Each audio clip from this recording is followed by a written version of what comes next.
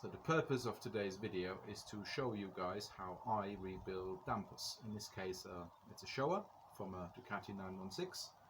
I purchased on eBay very cheaply, and it's in extremely poor condition and not usable at all. So I'm going to have to go at taking it apart, getting all the parts refinished and putting it back together till as good as new condition. I'm going to show the tools that I use and the processes I use. I'm sure there are other ways of doing it. This is just how I do it, and I hope it's something you enjoy watching. So the first thing you need to do, and I haven't shown this because I don't have the necessary tools here, is to take the spring off. For that you need a spring compressor of some sort, and there's usually this collar that sits between the spring and the top eye, and you need to compress the spring down, remove the collar, and then you can get rid of the spring. So we'll do that. That's gone. And then tools you'll need, I've prepared a few. There may be some more we need later on, but in principle you need a heat gun, most likely, because it's all cruddy and rusted, and a number of picks and small screwdrivers, bigger screwdriver, some spanners. These are very handy. These are some Knipex. They're like plumber's pliers, but they have smooth jaws and they move parallel rather than on an arc, so they're very handy for many things.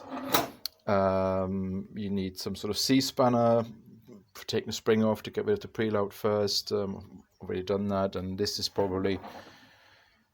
very handy tool to have. It's a Ghidorah.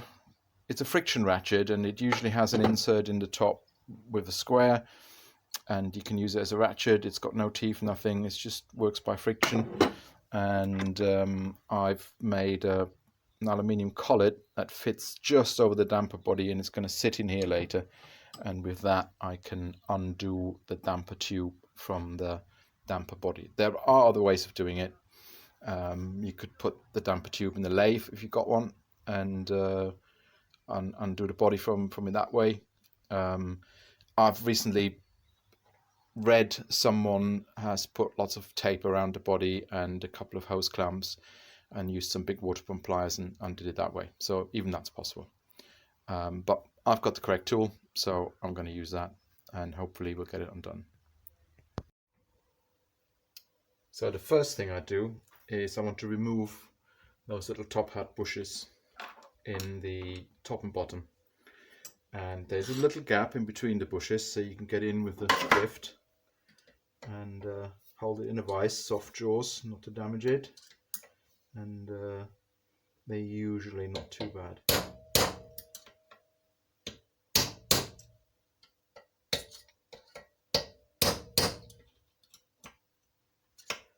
It's coming. That's it. That's one.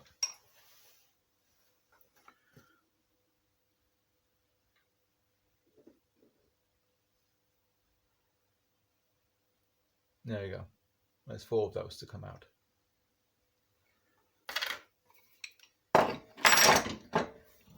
Let's turn it around.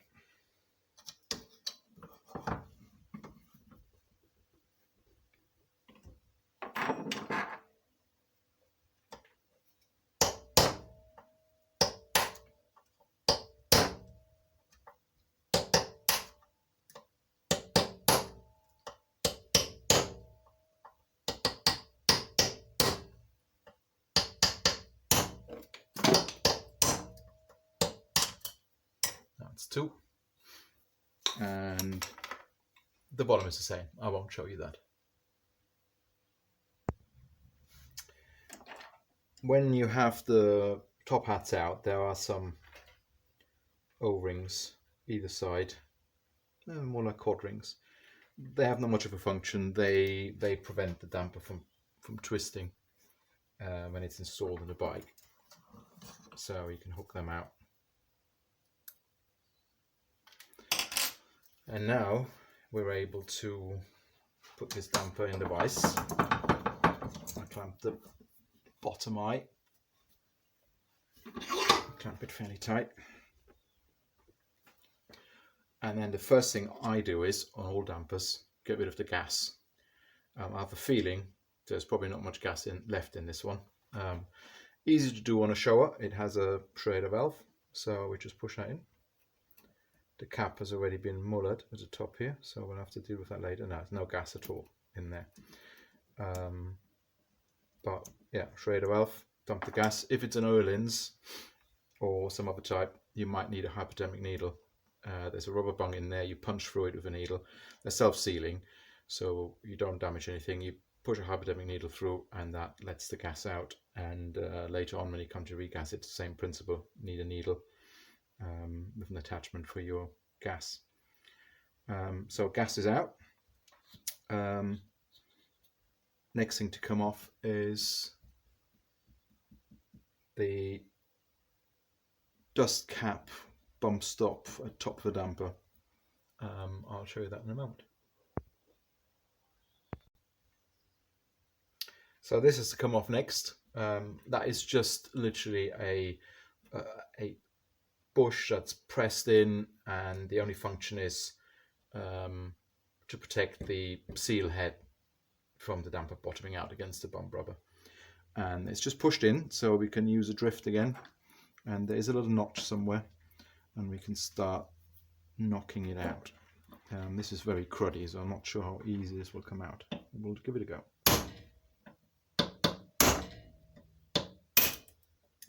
Yeah, not great. I think I'll go ahead and heat this up with a heat gun for a while and try and get it out that way.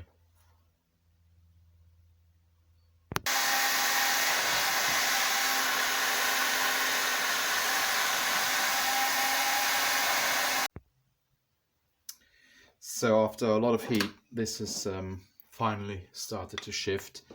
I've got it loose. It should come out now. There we go. It's just a cap. And yeah, very cruddy underneath as well, as expected.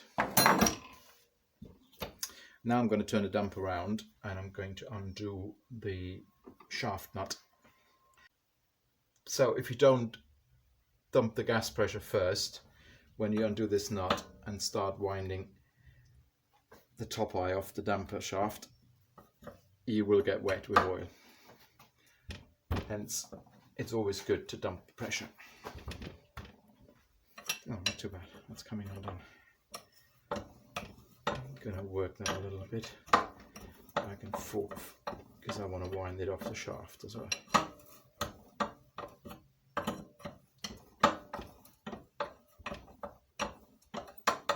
Not bad.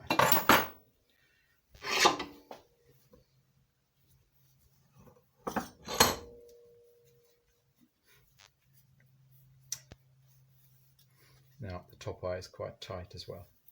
You can clamp the shaft in a vise as long as they're soft jaws.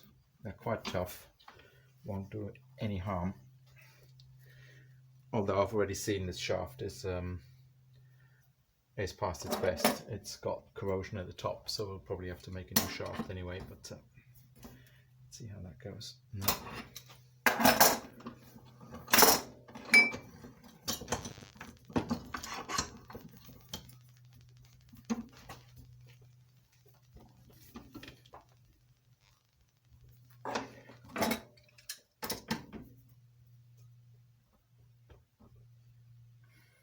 No, I think we'll need the trusty heat gun again. So again, I won't show that.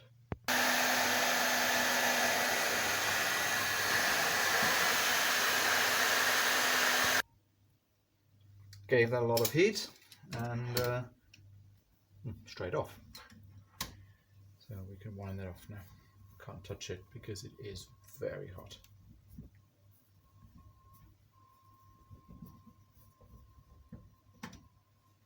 There we go. One top eye. And while we're at it, I could wind the nut off as well. So nuts finally off, get they off, bump rubber off in my parts tray. I can now also take this cap off that we took off earlier. Look at the state of that. That is badly corroded. In here, quite cruddy. So we give that a bit of a clean now. Use anything to clean. I use some alcohol because I've got some.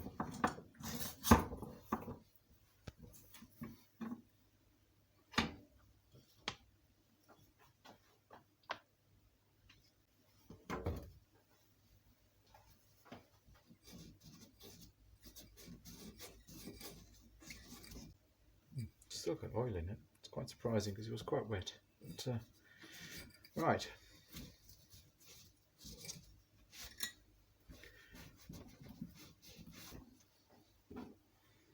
I'm going to get this crud out of the around the edge.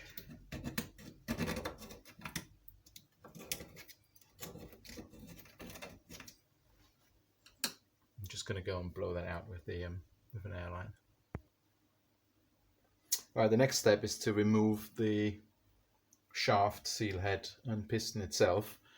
I really have to make sure there's no gas in it, and ideally we remove the valve, which is what I'm doing now.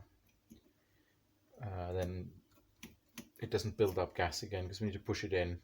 We need to push this in a moment, and that will create pressure again if it's all sealed. So that's out. So we just need to push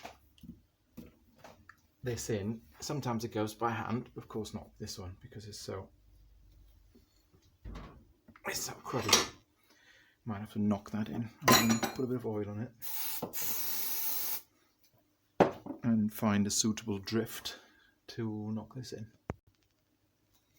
Right, here we go.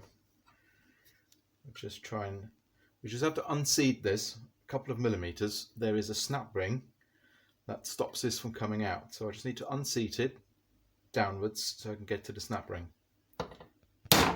Oh, that's coming. That's good.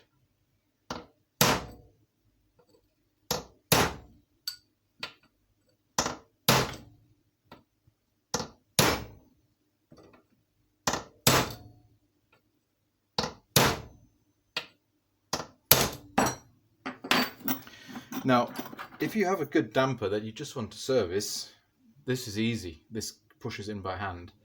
It's just this clearly has never been apart in 20 years. And so now I can get to this. Not sure you can see this, but there's a snap ring, and I just hook this out now. And there's a snap ring. And now we can pull the whole assembly out. I'm going to give it a wipe again and try and get rid of some of that corrosion that's above this snap ring. Hopefully I'll be able to pull it out easier. If we can't, we'll have to do it another way, but ideally it will come out now.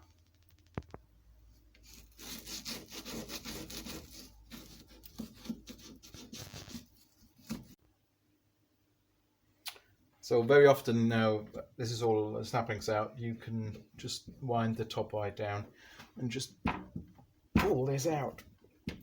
Of course this one won't come.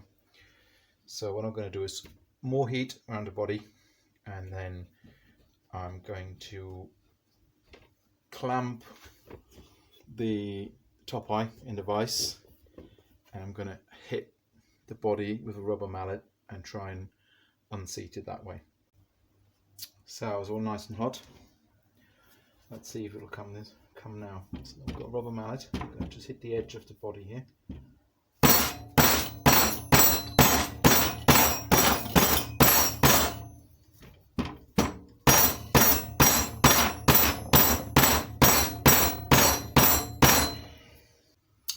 So it doesn't want to come even with more heat, so I'm going to try it a different way.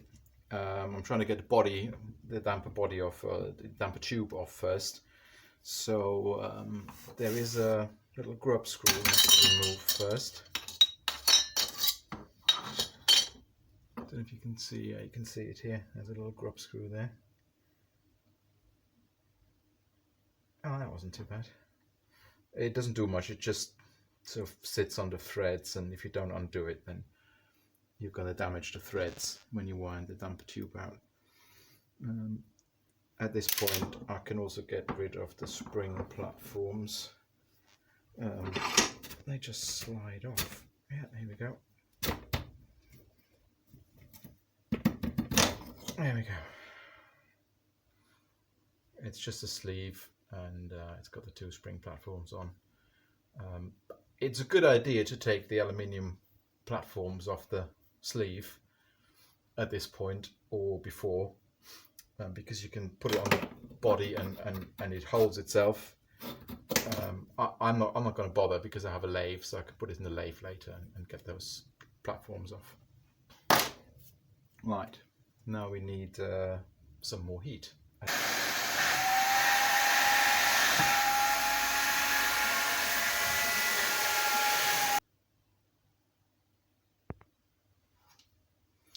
So this is where we need my friction ratchet with the sleeve, aluminium sleeve inserted. That goes over the damper tube, and I'm going to go down to where the seal head sits, because the damper tubes are quite thin and the seal head will stop it from crushing. And then with a bit of luck, easy. You can see a friction ratchet at work. You can literally ratchet along. Now I'm not going to go all the way up, because if I do, I'm going to get covered in oil. Well, oil's coming. Good. Right,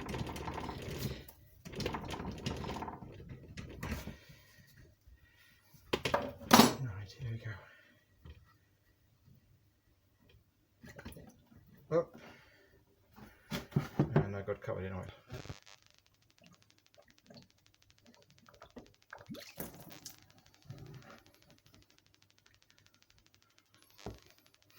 Cool, that's a nice smell.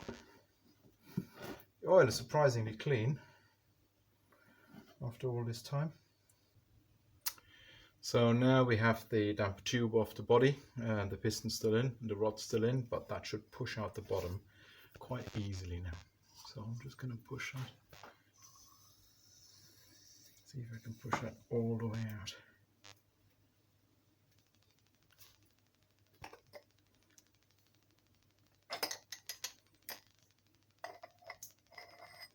And there's one damper shaft, piston assembly. We'll talk about that later.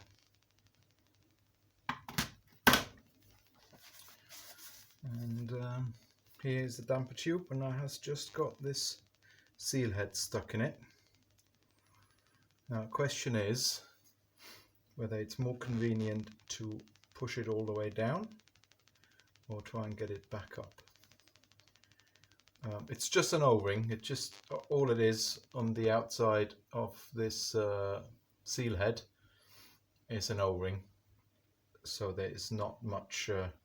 Once we pass the corrosion at the top, it should slide fairly easy. So I think I'm going to go and try and go down rather than up. So I'll find a nice large socket or something and see if I can tap it down. Back in a moment. So found a socket, and I gave it a tap off camera, and it was sliding straight down. So I'll see. This it's nearly falling out now. I think it's at the bottom now. Nearly.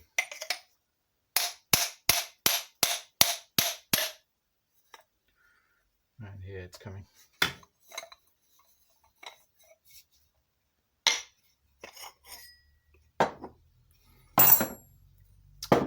There it is, one seal head.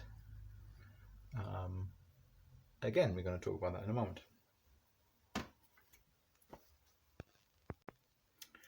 So what we're left with is the bottom, the body, if you like, and it has one of the adjusters in.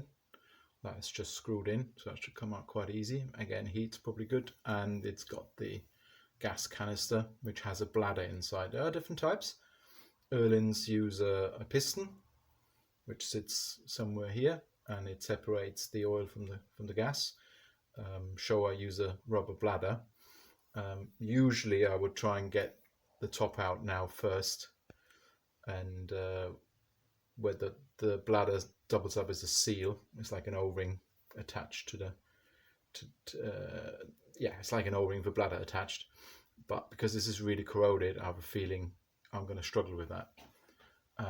So I'm probably going to take the bottom off first, and it's very similar to the damper body and seal head. You just push this in. That's already in, and again there's a very thin snap ring which we need to get unseated and out, and then we can just pull it out. I'm going to try that now. I'm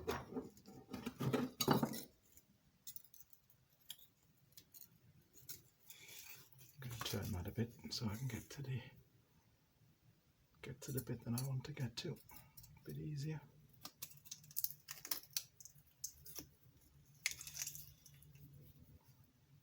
Right, that's unseated. Here we go. Another snap ring in the parts, and now this should just quite easily pull apart. Again, it's just an O-ring.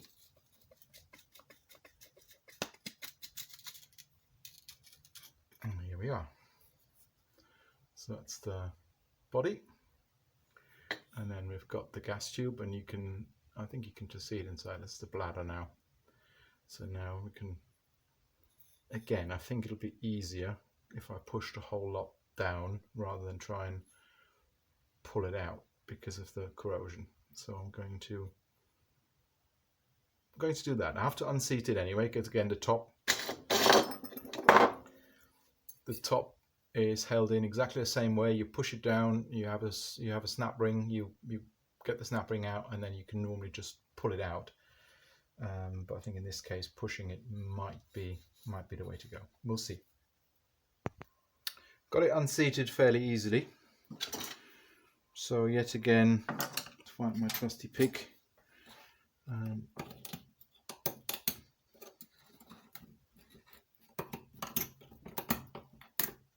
There we go. I'm on the snap ring. I'm going to talk about this pick for a moment. It's like a dentist tool, and they're very good because they're quite strong, and they're very blunt, very well rounded, obviously, for what their purpose is, and they're very, very good for hooking out O-rings and similar, because you don't damage the O-ring. If you use a little screwdriver, it's always a bit sharp, or a pick, you might pierce it. Use that, and you don't have that problem. Now let's see how this bladder is doing. I think down is the way to go again. Let's see if we can. Oh yeah, it comes quite easily now.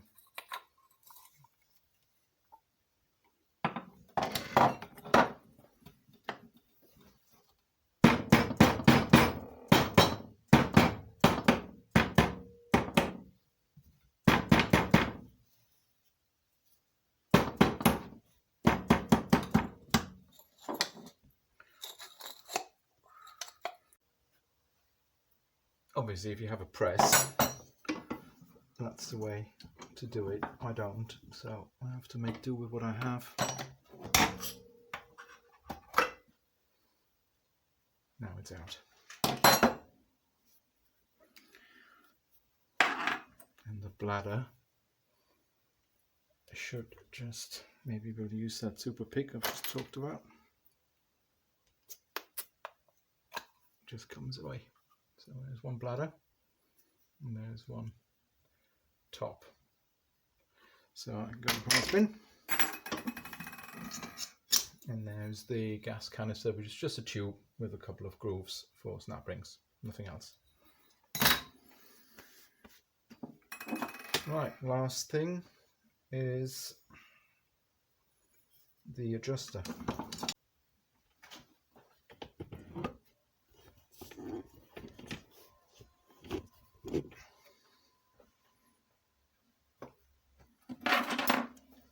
I think it's a 13. They've put a couple of center dots there to stop this coming undone. I don't know how they do that. It might take a little bit. No, easy. And that just screws out. Now the adjusters, this one is compression only, and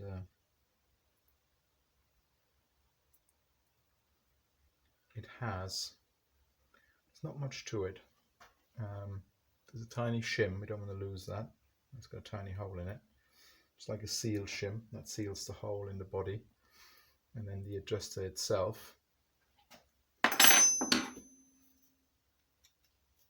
has usually tiny little shims there. Oh, no, it's just a bleed adjuster actually. So it is just a hole, a series of holes in this adjuster, and a needle in the center. And you wind the adjuster in, closes off the hole via the needle. It's a tapered needle and lets less oil through, and vice versa when you open it. The reason there's a tiny little hole in this seal shim is to allow the oil back, because you always need to have a path back. It's really bad practice if there was no bleed at all. It would still work. The damper, the forces would overcome and pull the oil back, but it's not good practice. You always want some bleed. So onto that. I might go have a go and take this adjuster apart, but it's in such good condition I probably wouldn't do anything to that. And that's the second one I've done in the last few weeks, and they were both the same, so I don't see any point in taking this apart. But I might, just to show it, maybe later. That's it. There's the body. There's an O-ring which seals the body to the tube. We'll replace all these O-rings. Now, I'm not going to go to Ducati and ask for an O-ring or Showa because it's going to be hideously expensive. So the way I measure O-rings is I measure the diameter of the OD diameter of down in the groove. The width is sort of important, but not very much. It just needs to be wider than the O-ring. So I measure that diameter down in the groove. I measure the diameter of the ID of the tube that goes over the top, and then I choose an O-ring with an ID that is slightly smaller than the diameter of the groove. So there's some stretch and it's tight against the groove, and then I choose a cross section, which means the OD of the O-ring when it's installed, put it back on, OD is larger than the ID of the tube. Doesn't need to be much, just needs a little bit of squash. Also, this O-ring is quite loose. You can go the other way. You can have it and the OD larger and it squashes down, but I prefer my O-rings to be a bit tighter on the diameter in the groove, and then just slightly proud. You feel that's probably 0.2 of a millimeter, 0.2, 0.3. Don't remember, it doesn't want to be much more because you won't be able to get the tube back on. So it ovalizes the O-ring when you put the tube on, and that can take 200 bar, 300 bar easily. I used to work on hydraulic systems, and we seal hydraulics systems with 200 bar in exactly that way. So that's how I do O-rings. So I don't need to go and buy this specific O-ring because they wouldn't have. They just spec an O-ring, and I can find out that way what the O-ring is. Do the same for all the others. Also the seals in the seal head. There's a dust seal here. Obviously an O-ring, same as the bottom one. And down here in the bottom there's a big donut of rubber. We're going to reuse that because they're usually, all that does is the donut. That just holds the rest of the seals in. So there's a steel washer. Hook that out. Quite a thick steel washer. There we go. And then there's the actual shaft seal. Now that's quite a particular item. K-Tech do a seal head kit. It's quite expensive. It's about £25. I may have a go at going to my local friendly hydraulic supplier and see if they have something like that. There's like another Teflon backup ring, if you like, to stop it extruding. It sits in that seal. And then there might be another steel washer. No, there isn't. Oh yes, there is. Let's get that out as well, if I can.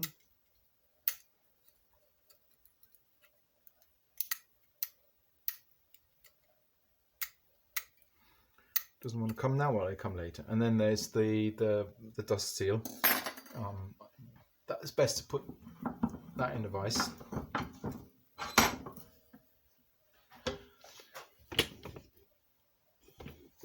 And then a bit lower in the vise actually. And then you can just hook up. Usually you can just hook it off with a screwdriver quite easily. Maybe I want to try a smaller one. There we go, that's just pinged off. There we go. And then inside is the DU bush, which is like, actually I've got one here. It's a steel back bush coated with some kind of Teflon and brass. And they come slotted and non-slotted. This is a non-slotted one. And it pushes out downwards. You've got no edge to push against. So there are two ways of getting these out. First of all, that steel washer has to come out to do that. But so you see the edge. You can go in with a Dremel. Oh, here's the steel washer. It's come off. You can go in here carefully with a Dremel and Dremel through the bush, no, almost through. It does work. Do it on two sides, and then you can get in with a screwdriver and get the remaining bush out. I personally, I'll put it in a lathe and I machine the bush out. I leave maybe 2 or 3/10 of a millimeter bush diameter left, and then it's so thin I can go in with a pick and I can just peel it out. I might show that later. Alright, what's left then is the shaft and piston.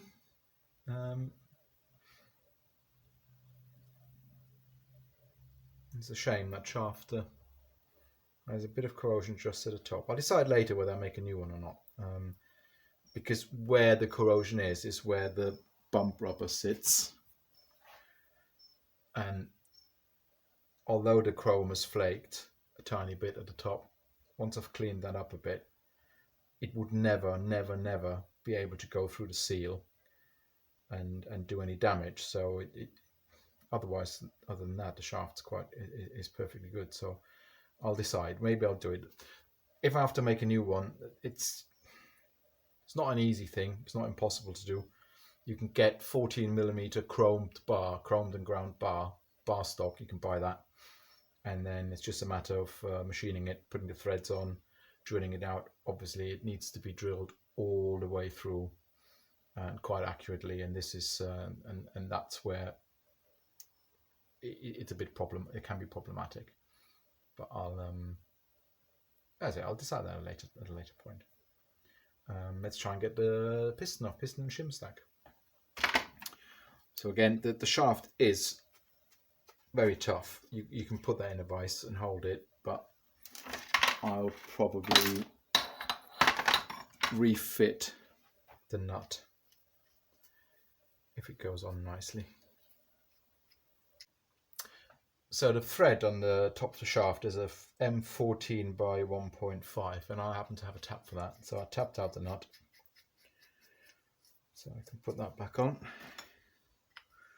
And then we screw the top right back on. Doesn't have to be all the way down. to a certain point when it starts going tight, and then I'll put that in the vise and tighten that up,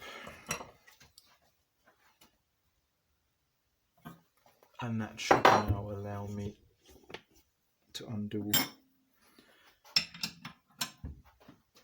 the nut at the bottom, which it does. This is some kind of self-locking nut, so it's a bit.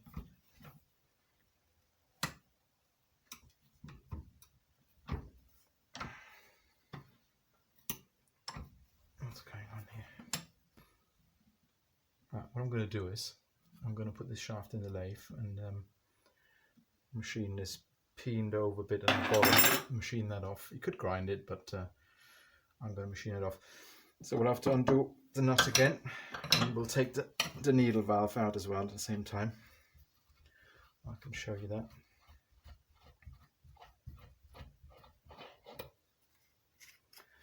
So let's get the nut off. The needle valve, which is the adjuster at the top, it's just a long shaft. It's just in there, just sealed with yet another O-ring. There we go. And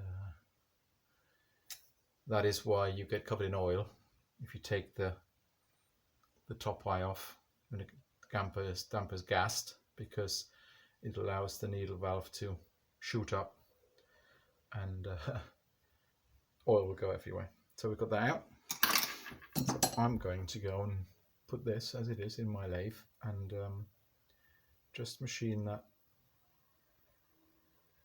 bottom bit here, because somehow they peen that over. I do remember now, I did the other one. I stripped that a long time ago and I did damage the nut because it did the same thing. So we really don't want you doing that, but we're going to ignore that. Right, so turned 0.5 millimeter off the bottom of the shaft. As ever, somehow they peen this over. Very, very strange. Anyway, not a big deal. Turned it off and got the nut off. Now what I like to do is, I don't want to mix up these shims, because I mean they should look like a Christmas tree, but they may not, and I don't want to mix them up, so I'll put it all on a tie wrap. So I'll start, that's the nut, and then there's just a steel washer, and these are constant shims.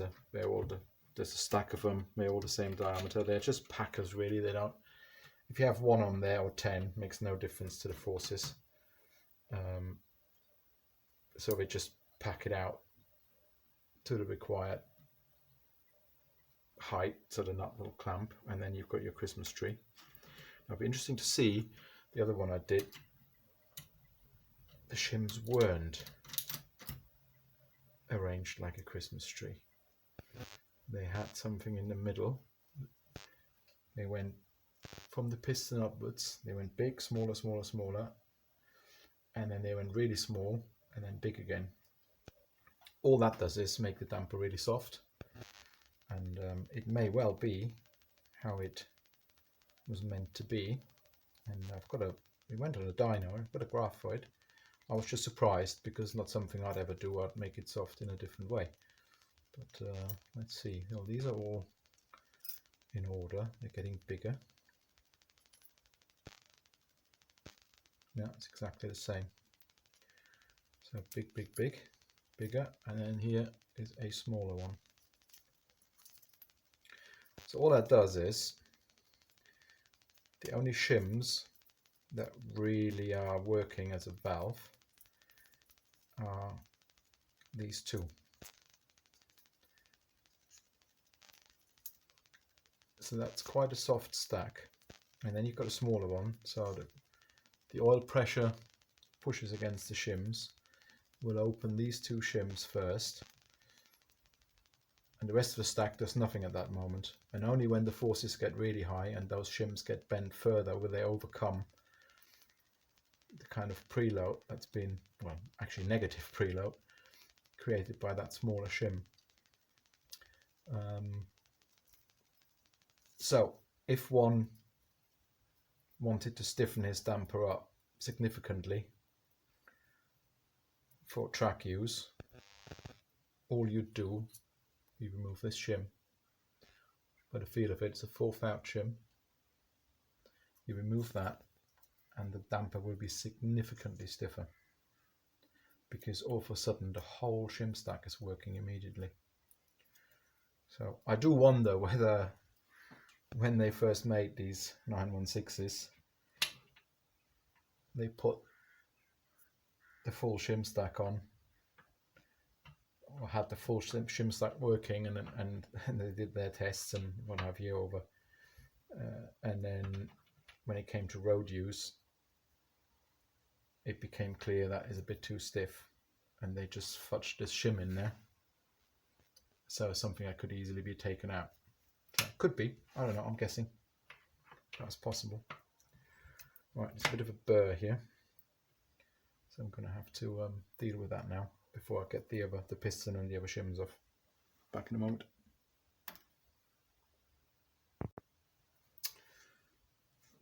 Burr removed, so you take the piston off. Piston is not symmetrical, so you make sure it goes on your tie wrap with your shims the right way round. I know which way it is, but I'll do it anyway, because the rebound side, which is the one with facing, is a smaller diameter. Shims are smaller diameter, and the piston face is a smaller diameter. So we put that face down, and then the other side is significantly larger diameter, and you can find a very similar shim stack with that fudged. So there's our seal shim and another shim, and yeah, the next one is significantly smaller, and then we go larger again. So exactly the same. I may put this one together with an all Christmas tree shim stack and compare on the dyno with the one I've just done, which is standard. I know it will stiffen it up considerably, but it'd be interesting to see by how much. I reckon it would more than double the forces, but we shall see. Might do that. And this is just a spacer that sits on the shaft. It's the last thing to go on. I close my tie wrap, and I now know exactly which shim goes where, because I know the nut, so I know which one it goes, because the nut obviously sits like this on the shaft and the washer. So even if things flip over now, they can go where they want. I'll always know what is what. And I believe that is the damper completely stripped. And now it's time to clean everything up and inspect.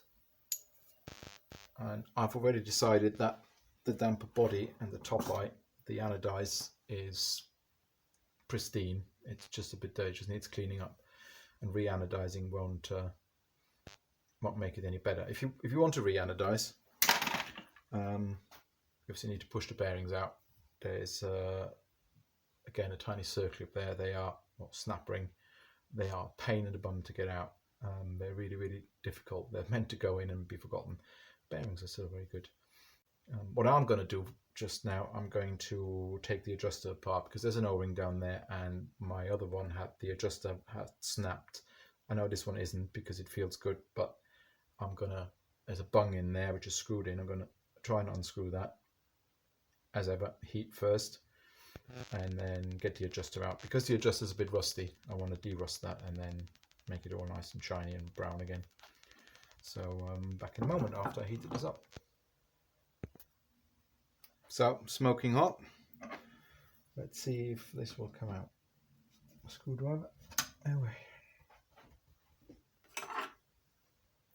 Not as easy as I thought.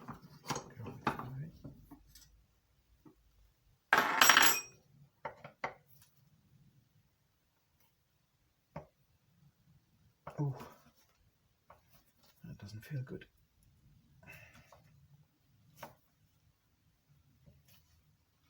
Again, they've put, they sort of peened it over So I don't really want you taking this stuff apart. Oh.